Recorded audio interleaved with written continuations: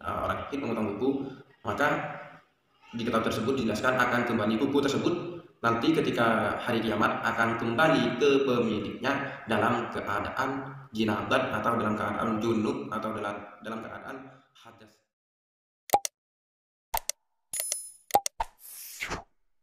Assalamualaikum warahmatullahi wabarakatuh. Bismillahirrahmanirrahim. Alhamdulillahirabbil alamin. Wassalatu wassalamu ala asyrafil anbiya'i wal mursalin Sayyidina Muhammadin wa ala alihi wa sahbihi ajma'in. Amma ba'du. Bertemu lagi dengan saya Ridho Idris di channel Hidayatus Sufyan yang menerangkan tentang hukum-hukum yang berkaitan dengan haid, nifas, dan istihadah.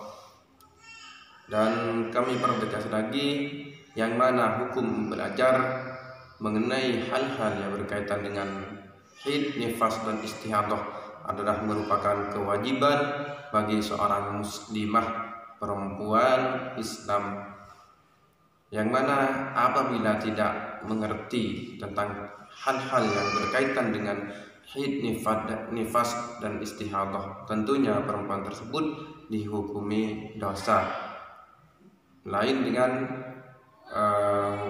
laki-laki. Kalau laki-laki, maka hukum belajarnya adalah fardu kifayah atau cukup dilakukan satu orang dalam satu desa, cukup dipelajari satu orang, dan itu sudah menggugurkan semua kewajiban yang ada di kewajiban semua laki-laki yang ada di desa tersebut.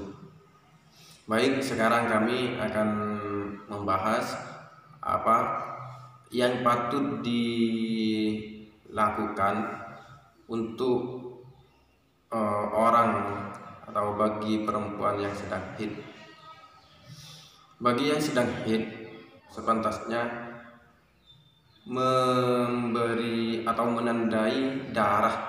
menandai keluarnya darah harus menggunakan kalender. Sepatutnya menggunakan kalender ketika setiap keluar darah itu menggunakan kalender. Misal keluar tanggal 1, mampet tanggal berapa, terus keluarnya lagi tanggal berapa. Itu kalau bagi perempuan seharusnya seperti itu.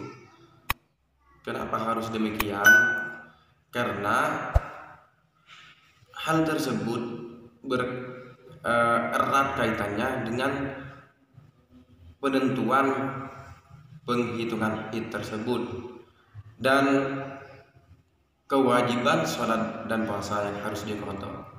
Kalau tidak menandai, takutnya istihadah.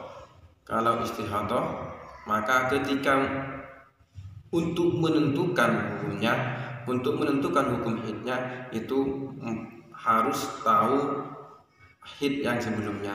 Jadi haid yang sebelumnya harus ditandai dari tanggal berapa sampai tanggal berapa.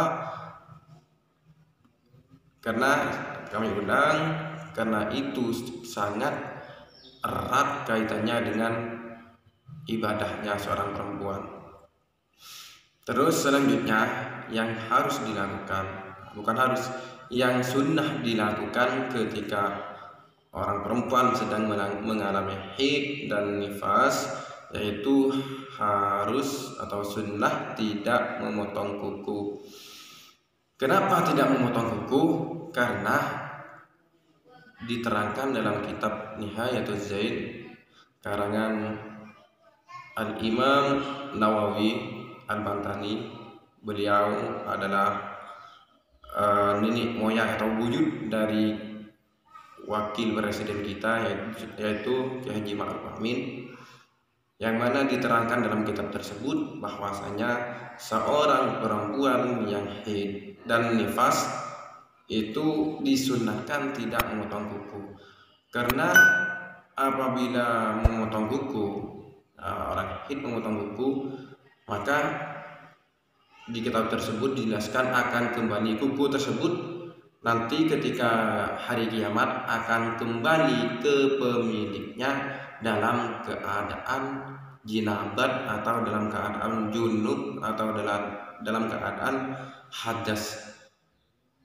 Kita ketika pulang ke rahmatullah, ketika kembali ke rahmatullah, ketika wafat, tentunya kita sudah tidak mempunyai hadas. Kenapa tidak mempunyai hadas? Karena ketika wafat, ketika mati seorang muslim, orang Islam, tentunya itu dimandikan terlebih dahulu, diadusi. Terus kuku yang dipotong ketika haid kelak akan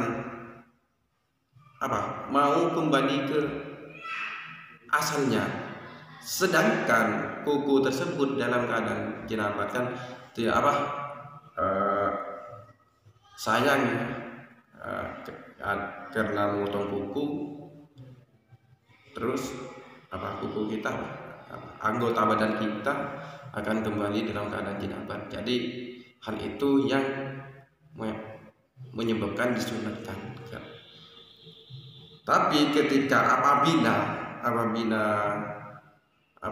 terlanjur motong kuku karena disebabkan tidak tahu atau disebabkan lupa, ternyata ketika sudah dipotong kukunya,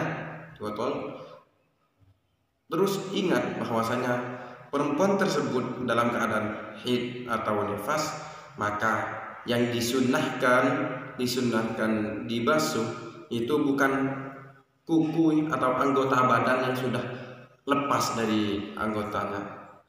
Misal kuku sudah dipotong, maka kuku yang sudah dipotong itu bukan itu yang harus dibasuh. Yang mana? Tapi tempatnya di sini.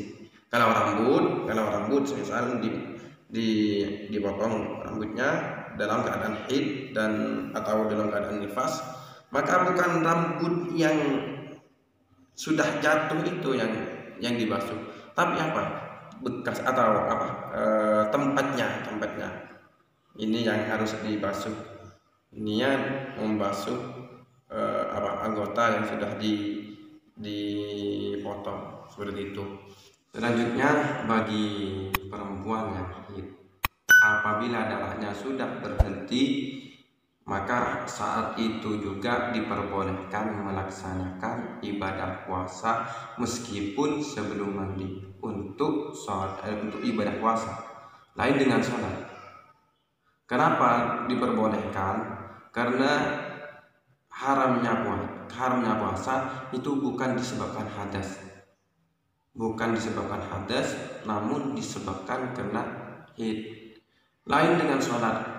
Kalau sholat itu penghalangnya yang tidak memperbolehkan itu hadasnya. Jadi perbedaannya, kalau puasa yang menyebabkan tidak diperbolehkan itu haidnya, otomatis apabila sudah haidnya hilang, sudah tidak ada haidnya, meskipun belum mandi, orang tersebut kalau belum mandi berarti kan hadas, tapi haidnya hilang, itu diperbolehkan melaksanakan ibadah puasa atau niat puasa. Contoh, seorang perempuan darah haidnya berhenti ketika jam 4 subuh, jam 4 pagi, otomatis masih menututi untuk melaksanakan sahur dan niatnya puasa. Sedangkan orang tersebut tidak atau belum mandi, belum adus jinabat, adus haid, maka itu diperbolehkan meskipun belum mandi, karena bukan hadasnya yang menghalangi untuk melakukan ibadah puasa, tapi haidnya. Kalau sholat yaitu harus hadasnya yang hilang, haid dan hadasnya harus hilang, seperti itu. Lain juga dengan bergaul suami istri. Kalau bergaul suami istri itu ada nas yang tidak memperbolehkan dalam bergaul suami istri, bergaul dalam keadaan jinabat atau dalam keadaan haid, itu tidak diperbolehkan. Jadi perbedaannya antara tiga ini: satu, puasa itu diperbolehkan niat puasa apabila haidnya hilang meskipun belum melaksanakan mandi atau adus haid. Dua, sholat puasa. Ibadah puasa. Kalau ibadah puasa, ibadah sholat, ibadah sholat wajib itu tidak diperbolehkan apabila belum mandi haid atau hadus haid. 3, yaitu bergaul suami istri.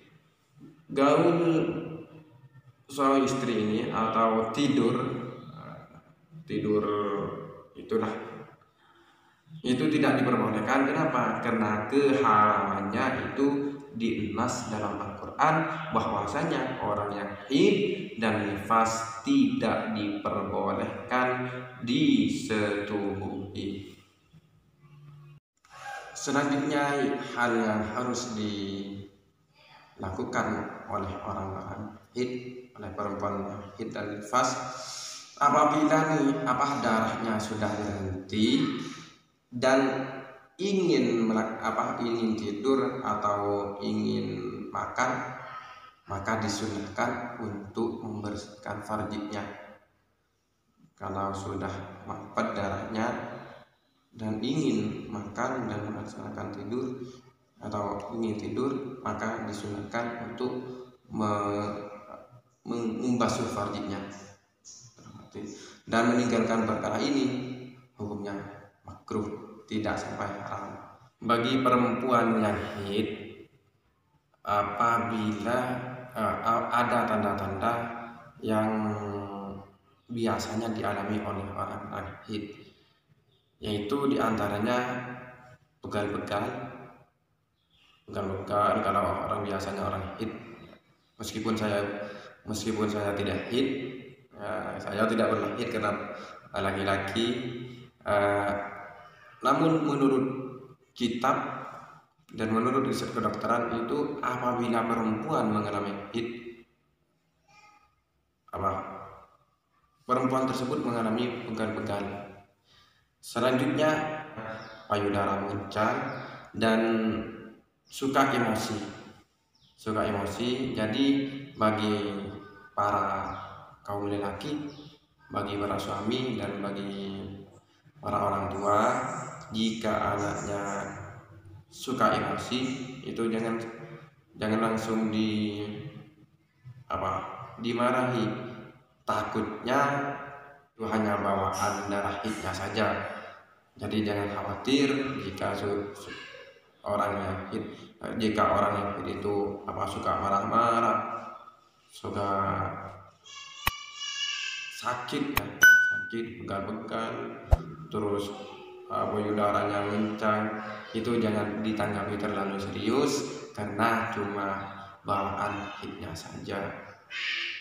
Demikian pembahasan pada kali ini, semoga manfaat. Dari kami, ihdinas shiratal mustaqim. Assalamualaikum warahmatullahi wabarakatuh.